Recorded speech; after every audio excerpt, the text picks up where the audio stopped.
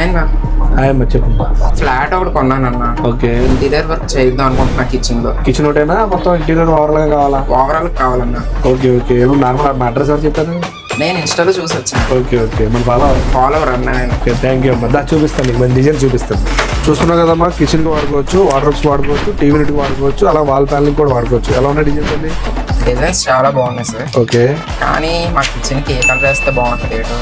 So మీకోసమే నేను ఒక ఆల్బమ్ రెడీ చేశాను. ఇది చూసే ఎలా ఉందో. ఇప్పుడు సపోజ్ మీరు కలర్ సెలెక్ట్ చేసుకున్నారు అనుకోమ్మా, దాని మీద ఇది పెట్టామంటే మనకి షేడ్ ఎలా ఉంటుంది. ఓకే. అలాగే టీవీ యూనిట్ కూడా వార్డ్రోబ్స్ కూడా చూపిస్తాను మీరు. వార్డ్రోబ్ డిజైన్ అలాగే వాల్ ఫ్రేమ్ ఐటమ్ ఇది కూడా చూసి ఎలా వస్తుందమ్మా. చూసేది ఎలా ఉంది. ఇది మీకోసమే. ఇది ఈ క్యాటలాగ్ కి లామినేట్ కలర్ ఎలా అప్లై చేస్తే బాగుంటుందో, అప్లై చేయకముందు ఎలా ఉంటుందో చూపించడానికి షేడ్ కార్డ్ తీసుకొచ్చాను. చూసేది కిచెన్ కి ఉంటుంది, వార్డ్రోబ్ ఉంటుంది, టీవీ యూనిట్ ఉంటుంది, అన్నింటిలో ఉంటాయి. Wash area, mirror, box, sink box, door కూడా, kids toys, kids books, stall book, bed back side కూడా ఉంటుంది. ఇది చూడు. చూసావా?